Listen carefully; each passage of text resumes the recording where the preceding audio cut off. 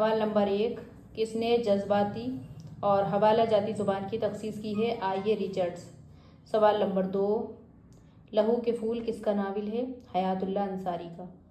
سوال نمبر 3، لسانی مطالعہ کس کی تصنیف ہے؟ گیان چند جین کی۔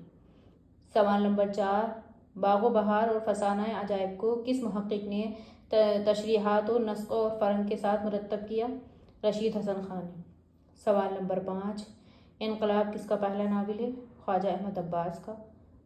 سوال نمبر 6، اسرافیل کی موت، رقص کی رات، نیا آدمی کس کی مشہور نظمیں ہیں؟ نون میم راشد کی۔